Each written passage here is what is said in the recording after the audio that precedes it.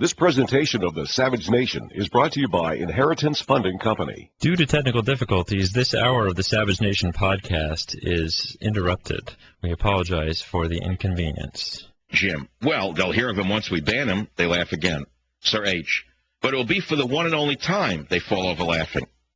So then John O'Sullivan goes on with this great column, and he says, it would have been if a shrewd old mandarin like Sir Humphrey were still running the Home Office in Whitehall. He'd never have made the elementary error of putting the real reasons for banning Savage in a confidential email. He'd know that the final destination of confidential Labor government mail is the front page of the conservative Daily Mail, which is where the internal Home Office emails relating to Savage's exclusion from Britain ended up this week. Savage himself is owed most of the credit for exposing this latest farce. He decided to fight his exclusion by launching a slander suit against the Home Secretary, the hapless Jackie Smith, who was since resigned amid an avalanche of gaffes, and then obtained his own list of incriminating emails as part of the legal process. These emails are fully as silly and damaging as anything in Yes, Prime Minister. One makes it explicit that Savage is being named as an excluded person, quote, simply to ensure that the names disclosed are not all Islamic extremists, close quote. Another email discovered reveals that the Prime Minister, Gordon Brown, and the Foreign Secretary, David Miliband, are, quote, firmly behind this naming and shaming. A third email from a civil servant who seems a potential Sir Humphrey prudently warns his bosses that all this sounds too much like, quote, duplicity. Indeed it does. The list of named and shamed included not only Islamic extremists, but also 2 Russian skinheads imprisoned for 20 racial murders. What had Savage done to justify including him in such company? The worst that the cautious Home Office official could cite was that he was, quote, homophobic, which isn't a crime even in San Francisco, the birthplace of Savage's radio show. And why proclaim his exclusion when he had shown absolutely no sign of wanting to enter Britain? The answer is that naming and shaming Savage was a low exercise in cheap politics, all too characteristic of the Brown government. Its methodology is similar to the recent scandal wherein a Gordon Brown aide had to resign on being found spreading false rumors, also via email, that opposition Tory leaders and their families were mired in various sexual sins. Those were false. You hear?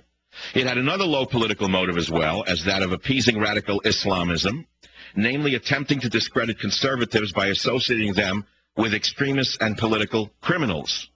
Exactly the same tactics, guilt by association and guilt by exclusion, were later used against Geert Wilders, the anti-immigration Dutch politician. Whatever flaws of taste or opinion they may have committed, that is Wilders and Savage, neither man posed any threat to security, the British way of life, or even community tension. Home Secretaries, either Smith or her successor, would be well advised not even to attempt the robust defense their department promises in response to Savage's slander suit. They are condemned by their own laptops. All the same, it would be fun to see Savage being cross-examined by one of those clever British barristers. That's by John O'Sullivan in the New York Post, although you can't find it there anymore. It's on michaelsavage.com, entitled Condemned by Their Own Laptops.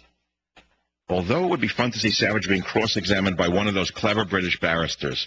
Yeah, it'd be fun to hear the high-class accent trying to get the best of this shock jock, who too many people think is incapable of nuance and subtlety. Now, speaking of nuance and subtlety, I'm going to ask some questions on the Savage Nation that I think are nuanced and subtle, such as this. Why is it that the right wing in America generally never talks about arts, culture, science, poetry? Why is it that the right wing can only discuss politics to the exclusion of arts and culture? Do so-called conservative commentators today think that their audiences are so uneducated that they could not even discuss such matters? Or are these commentators, the right-wingers in America, just uneducated themselves and afraid to admit it? I have discussed, for example, my walks through great art museums. I've talked about scientific papers, whatever comes to my mind. I sometimes talk about the great novels of Western civilization. I talk about music, from jazz to the classics. And yet you never hear such topics coming out of the mouth of the golfer or the ears of the hemorrhoid. Why is that? I'll be right back.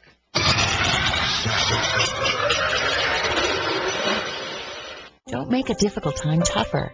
If your inheritance is stuck in probate, we can advance you the cash you need in as little as 72 hours. Visit inheritancefunding.com or call 877-YOU-AIR. That's 877-YOU-HEIR. On the air, online, and on the go. This is Talk 910 KNEW.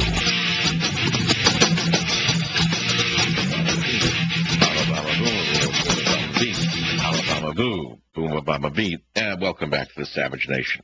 It's sort of like cheerleaders outside a sporting event, that bumper, you know.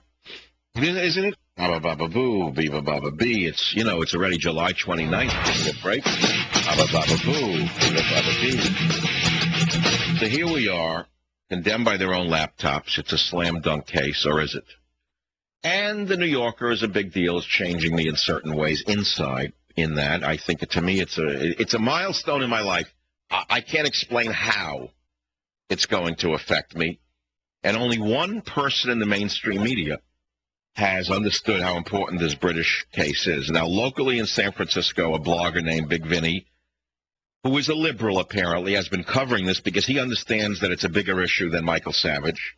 New York, not one article written about me. It's funny with all the big mouths in the media and all of the girls with Botox lips who care so much about the Constitution, who wrap themselves in just so many flags, it's hard not to notice their lipstick because it blends in so well with the red stripes of the U.S. flag. How come none of them have seen fit to cover this? It's unbelievable to me.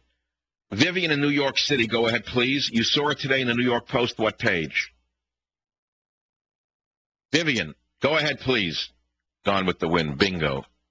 All right, 1-800-449-8255. We can move on. Support the Savage Legal Fund if you want. Madoff says, I pulled off the scheme because feds weren't watching. Now, here's what I want to know. Madoff says he was able to steal $65 billion because the feds weren't watching. Can anyone explain why not one Fed has been indicted yet? Answer, because they're working for Obama or one of the investment banks that got the money. They will all be at Martha's Vineyard this summer, high-fiving each other on a tennis court with Obama present. What, are you kidding me? If we're living like in a banana republic right now, it's a small version of what's coming to this nation. We're becoming like a South American nation. The level of corruption has never been like this. It's like Diamond Jim Brady took over the White House. But, you know, okay, Madoff did this during other, regimes. He did it during Clinton, during Bush. Didn't matter. He owned them. He smeared so much money around. What, Schumer didn't get any? You're telling me Schumer didn't get some of the spin-off of the Madoff scam? And that's why there's no investigation. Why has Chris Cox, for example, of the SEC, I'm not accusing him of having taken any money or having done anything illegal at all. Why is it that Bush's head of the SEC, Christopher Cox, ex-Republican congressman, has not yet been indicted? Well, he's probably innocent. That's the only thing I can conclude. Innocent until proven guilty. Yeah, that's the American way, particularly if you own the government. The New Yorker article was a turning point for me in the sense that it was the first media depiction of Michael Savage that truly captured the artistry of Michael Savage as well as the polemics. While others focus solely on isolated polemics taken completely out of context, this article in the New Yorker captured, in many ways, the entirety of who I am as a talk show host and as a man. Now, what's interesting to me is there are some of you out there who refuse to believe that a left-leaning magazine such as the New Yorker could possibly do a fair job of covering me. So here would be my question to you. Do you think that the New Yorker profile has diminished my influence amongst my conservative base because it shows me as being a more whole man? Or do you think it's going to increase my audience to a larger level by pulling in some people from the other side? I don't know. I have something to admit to you, though. I want to go back to that for a minute. The left today controls the culture, but it's not a natural phenomenon that the left should own the culture. Why is it that the conservatives are sort of atonal when it comes to music, literature, science, poetry, art? Why is that? In other words, you rarely, if ever, hear a talk show host on the right discussing, I mean, we're not NPR, but there is a larger world than Obama, Marxism, etc., right? There's a larger world than talking about health care incessantly day in and day out. So what I'm saying is, as an educated man myself, I tend to occasionally talk about these things.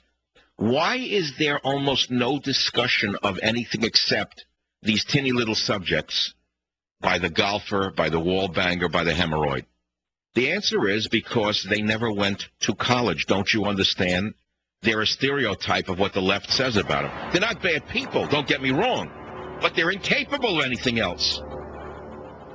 Savage. Don't miss a minute of the Savage Nation. Download the podcast at 910knew.com.